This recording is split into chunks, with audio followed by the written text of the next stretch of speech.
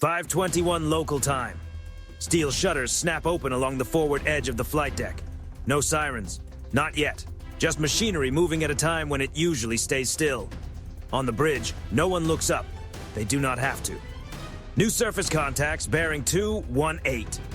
The words come in flat. Professional. No emotion, no urgency. That is what makes the room feel different. Inside the operations center, 3 faint returns sharpen on the scope. At first, they look ordinary. Low-profile surface contacts moving across calm water. No heavy wake, nothing dramatic. Then the numbers begin to change. Their speed climbs, then climbs again. Confirmed 3 contacts, the tactical coordinator says. 3 confirmed, comes the answer almost immediately. The carrier holds course at 25 knots. Straight line, no deviation. Another update follows, tighter than the first. Contacts accelerating together. For half a second, hands stop moving. On the flight deck, a yellow shirt freezes beside a parked jet. Below, in the operations center, the plotting table refreshes as the vectors stretch forward like claws. 3 surface contacts. Not drifting apart, not wandering, moving as one. The radar operator tightens the scale. What looked like open ocean suddenly becomes measured distance. The closest point of approach begins shrinking quietly, without drama. Range? 36 nautical miles and closing. Still far away. Far enough for this to be routine. If it were routine. But it is not. The officer of the deck leans forward, eyes fixed on the repeater. He says nothing yet. He is waiting for confirmation he already expects. Any AIS? Negative. No transponder. Flags? None visible. The carrier does not slow. It does not turn. Ahead, the ocean remains empty and blue, completely indifferent to the geometry tightening beneath its surface. Then another voice cuts in from the operations center. Contacts adjusting formation. On the display, one contact holds the center line. The other 2 ease outward, just a few degrees left and right. Not wide enough to scatter, wide enough to matter.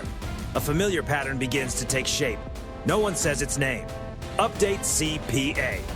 Recomputing. CPA now under 8 nautical miles, if current vectors hold. 8 miles at that closing speed is not much time. Still, the bridge stays quiet. No raised voices, no sharp commands, only controlled breathing and the low hum of systems doing exactly what they were built to do. The carrier's escorts are already responding, but almost invisibly. A destroyer off the starboard quarter slides inward by less than a cable length. Another adjusts speed by half a knot. Movements so small that no one outside the plot would notice. Inside the operations center, a watchstander marks the track numbers in red. Contacts maintaining high speed, 28 knots. Fast for ships that size, faster than necessary. A radio operator sends the first hail. Standard phraseology, clear, calm. Unidentified surface vessels, this is a United States Navy vessel operating in international waters. State your intentions. Static, no reply, no acknowledgement, no correction. The contacts keep coming. Flight operations pause without a direct order. Launch crews step back from the catapults. A deck chief raises one hand holding the line and keeps it there. No jets move. Another update comes in. CPA revised. 6.5 nautical miles. The numbers keep tightening. The sea does not. The officer of the deck finally speaks. Log everything. Already done. Every bearing change, every increase in speed, every second. In the operations center, long-range cameras are tied to the tracks. Grainy shapes begin to appear against the horizon. Low, angular silhouettes cutting clean wakes through the water. Naval vessels. Still no flag, still no voice. And the carrier keeps moving forward. Massive, silent, and seemingly untouched by the tension building around it. A city of steel refuses to show pressure by reacting to it. A watchstander breaks the silence. They are not shadowing us. He does not need to explain. Shadowing means matching course, matching speed, and keeping distance. This is something else. 3 contacts. High speed, coordinated movement, clear intent, but no announcement. At 5:27 local time, the range drops below 5 nautical miles. No siren sounds, no dramatic display. Nothing theatrical happens. Only data moving faster, only time getting smaller. On the bridge, the captain stands with his arms loosely crossed. He has not spoken yet. He does not need to. The carrier never changes course. And somewhere ahead, 3 naval vessels continue closing, steady and deliberate, as the line between presence and pressure begins to grow thinner. 5:30 local time. The silhouettes sharpen first. Then come the details. Angular bows, low freeboard, twin masts, no fishing gear, no civilian clutter. Inside the operations center, the identification officer does not rush. He never does. He waits until the match is exact. Contact 1 matches a Russian Navy surface vessel profile. No reaction on the bridge, only a nod. Confirming contacts 2 and 3. The voice continues, steady and controlled. Same class family, same signatures. The plotting table updates. 3 Russian naval vessels. No ambiguity now, no guesswork. The question is no longer who they are, it is why they are closing.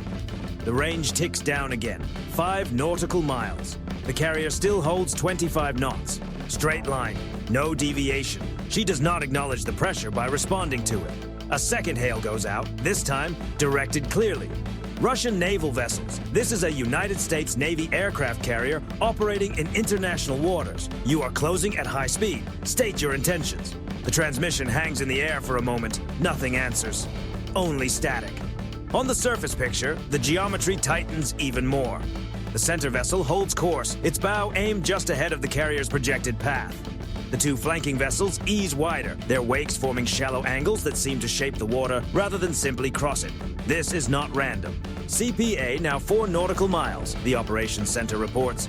Time to CPA, 8 minutes. 8 minutes is a lifetime in doctrine, an eternity in headlines, and almost nothing in the cold math of steel moving across water. One escort shifts again, almost too slightly to notice. Another slides into position, turning open sea into controlled space. No one announces it. Everyone sees it. Below decks, the electronic warfare team listens more closely. Emissions are logged, cataloged, and time-stamped. Every radar sweep from the approaching vessels is quietly recorded. The carrier remains silent. A third hail is prepared, but held. No one is eager to speak just to fill the air. Words do not lower tension. Posture does. Then the center vessel increases speed. Contact 1 now 30 knots. That gets attention. 30 knots changes the timeline. It no longer looks like a pass. It no longer looks like shadowing. It looks like a crossing. The bridge remains calm. The captain finally uncrosses his arms and steps closer to the chart table. How steady is their course? Very steady, comes the answer. No weave, no correction. That matters. A vessel planning to miss usually leaves room for small adjustments. A warship that only plans to observe leaves room to adjust. A warship that plans to test usually does not. On the flight deck, the hold lasts longer than anyone wants. Jets sit armed but silent. Crew members remain ready, almost motionless, their eyes moving between the open sea and the island. No one talks. Another update comes in. CPA revised. 3.2 nautical miles. 3 miles is inside comfort, inside courtesy, inside the space where intent begins to replace coincidence. The Russian vessels are close enough now for hull numbers to be read through optics. Close enough for bridge crews on both sides to see one another as people, not symbols. Still, no radio response. A watchstander in the operations center notes it aloud, more for the log than for the room. Russian vessels remain silent. Silence can mean restraint, or it can mean resolve. The center vessel holds the line. The 2 flankers adjust just enough to narrow the corridor ahead of the carrier's bow. They are not blocking, they are implying. The range drops below 3 nautical miles. The officer of the deck calls it calmly. Mark this point. Marked. This is the distance where international law stops being an idea and starts being recorded frame by frame. A destroyer off the port side brings its long-range cameras fully online. A helicopter crew moves into their aircraft without rushing. No rotors turn yet. Presence before noise. The captain finally speaks, his voice low and even. Maintain course. No qualifiers, no conditions. The carrier does not blink. Ahead, the Russian lead vessel's bow wave grows brighter as it holds speed.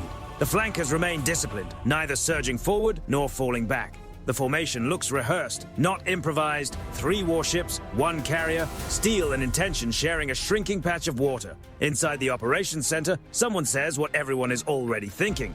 They are not trying to communicate. No one disagrees. CPA now 2 nautical miles. 2 miles is close enough to feel. Close enough for a wrong helm order on either side to become global news in seconds. The carrier keeps moving, massive and indifferent, her wake unbroken. And for the first time since contact, one thing becomes clear to everyone watching the plot. This is no longer about distance. It is about who changes first. 5:40 local time. The sea ahead looks unchanged, flat, blue, empty. The picture on the screens is anything but. Contact 1 increasing speed again. The words are sharper now, more clipped than before.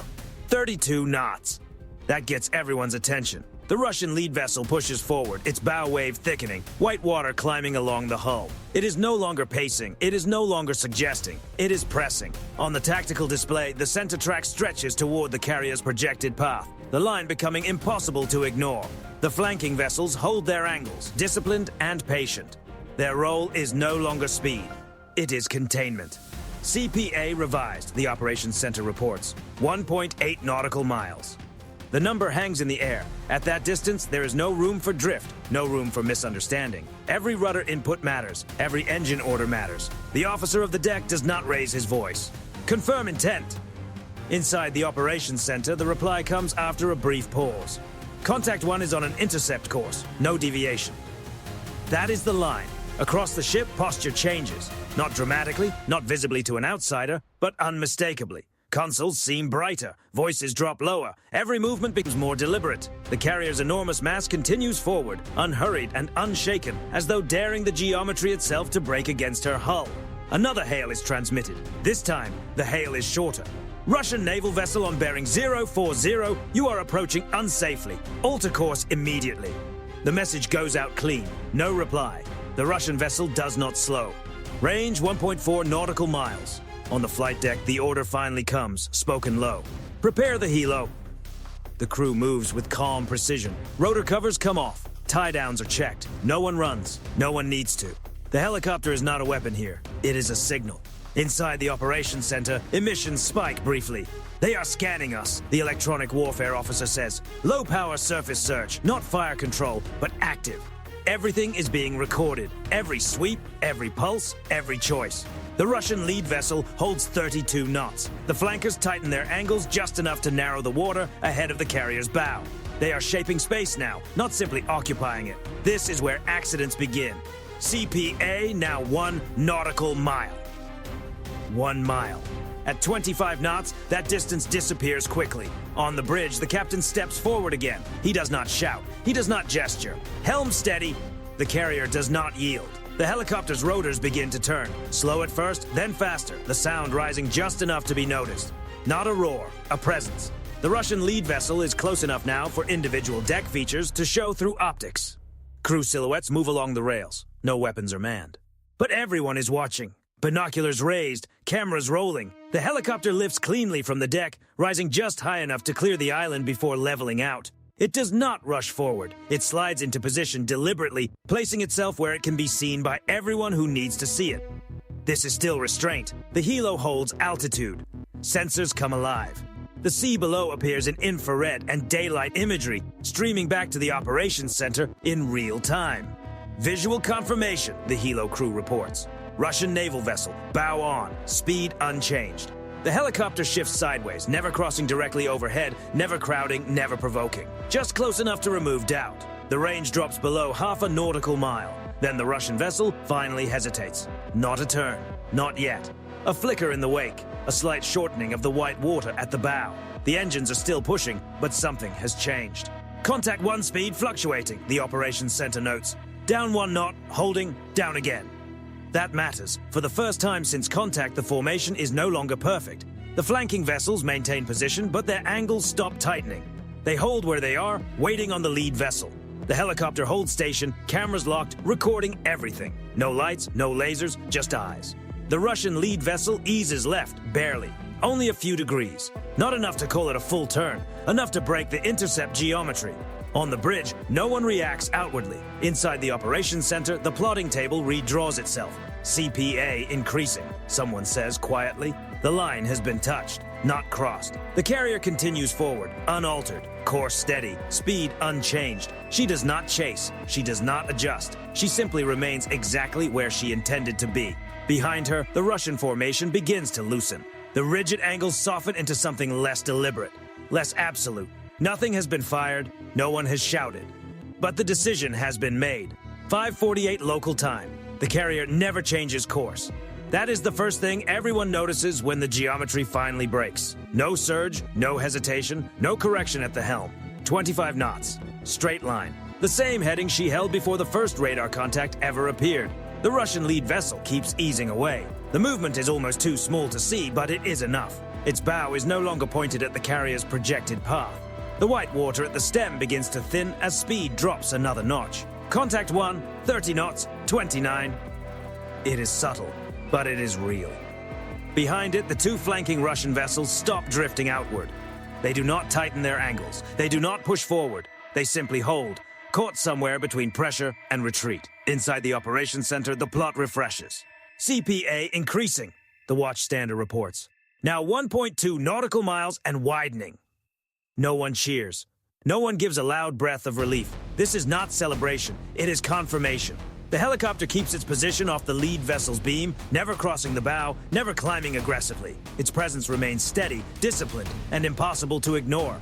The sensor feed shows the Russian bridge clearly now. Windows, antennas, crew movement. Everything is being recorded. A comm transmission comes from the helicopter. Russian naval vessel. This is United States Navy aircraft. You are operating unsafely. Your actions are being documented. The message is repeated in Russian. Still no answer. But the response can be seen. The lead Russian vessel eases speed again. 28 knots, then 27. The wake shortens. The intercept line fades, becoming a passing track instead of a crossing one. The flanking vessels follow, not instantly, but deliberately.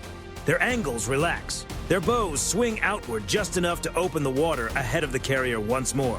The box is gone. The carrier does nothing. She does not use the opening to make a point. She does not alter speed to show dominance. She simply continues, massive and unmoved, passing through the water she was always going to occupy.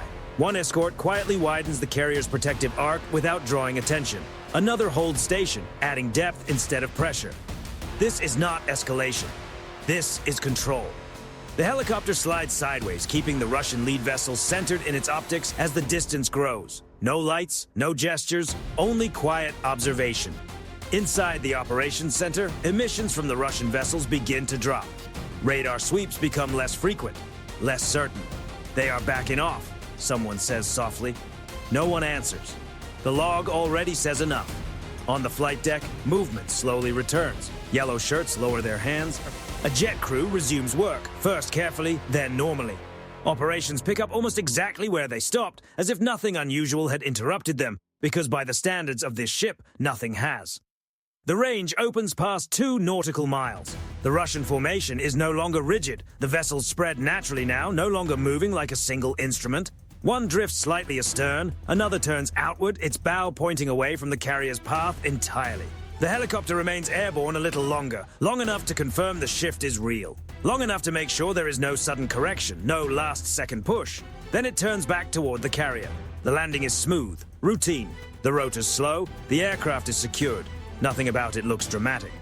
On the bridge, the captain finally steps back from the chart table. He says nothing, because there is nothing left to say. Inside the operations center, the tracks are downgraded. Red to amber, amber to yellow. Not gone, just no longer an immediate concern. Russian vessels increasing separation, the tactical coordinator reports. No further unsafe maneuvering. The carrier continues on. No statement is prepared, no message is sent ashore, no public release is drafted. There is no announcement waiting beyond the horizon, because this was never about winning. It was about not yielding. The Russian vessels remain visible for another 20 minutes, their silhouettes slowly shrinking as the distance grows. They do not turn back toward the carrier. They do not attempt another close approach. They have made their choice. And the carrier has made hers by never needing to make one at all. No force was used, no alarms filled the air. But the outcome is clear in the wake patterns spreading across the sea. Pressure was applied, a line was approached, and without a single physical escalation, the moment resolved itself. 6:05 local time. The sea closes behind the carrier as if nothing happened. Her wake stretches long and clean, a white mark slowly fading back into blue. Ahead, the horizon is empty again. The geometry that once compressed minutes into seconds has relaxed back into open water. On the surface plot, the 3 Russian vessels are still there, but they look different now. Separated, looser, no longer moving as one shape. One trails aft and to port, its speed reduced to a steady cruise. Another drifts wider to starboard, bow angled away from the carrier's track. The third, once the lead, falls back slightly. Its intercept line is gone. No pursuit follows. The carrier does not turn to watch them leave. Inside the operations center, the watch transitions quietly. Tracks are reclassified. Timelines are closed. Every bearing change, every speed adjustment, every second of silence is locked into the record. This is the part no one ever sees. Data packets are tagged. Video is archived. Radar returns are saved down to the millisecond. The encounter is no longer unfolding. It has become evidence, not for public argument, for memory. On the bridge, the mood never turns into celebration. There are no smiles, no backslaps, only a return to routine that feels earned because the routine was never truly broken. Resume normal operations, the officer of the deck says. Already happening. On the flight deck, jets begin to taxi again. Catapults cycle. The controlled rhythm of carrier aviation returns as if the last 40 minutes were only another delay. To someone watching from far away, it would look like nothing changed. But the sea remembers. The Russian vessels remain on radar for another half hour, slowly sliding farther from relevance. Their emissions stay low. Their courses stay conservative. They do not test again. They have learned what needed to be learned. The carrier continues on her planned route, unchanged in heading, unchanged in speed, unchanged in posture. She does not adjust to make a point. That was the point. There is no dramatic briefing, no speech on the bridge. The captain does not gather the crew to talk about restraint or resolve because none of it needs to be said. The lesson is built into the ship itself. A carrier does not argue. She does not perform. She occupies space. And when that space is challenged, she does not rush to answer. She waits. She records. She lets the other side decide how close they truly want to be. In the end, the Russian vessels did not pull away in panic. They did not flee. They did not signal surrender. They did not submit. They simply changed. And that distinction matters, because this was not a defeat measured in distance or power. It was a decision measured in angles, in knots, and in seconds that never had to be spent. No one crossed the line, but everyone saw exactly where it was. By mid-morning, the encounter becomes just another entry in the ship's log, a few paragraphs, a handful of timestamps. A quiet record of pressure applied and absorbed without breaking anything. The crew moves on. They always do. Somewhere far astern, the Russian vessels continue their patrol, wider now, quieter now, less certain of the water they thought they could shape. And far ahead, the carrier keeps going. Her wake dissolves behind her. Her course remains unchanged. Her presence remains unquestioned. She never slowed. And in the end, that is all anyone needs to remember.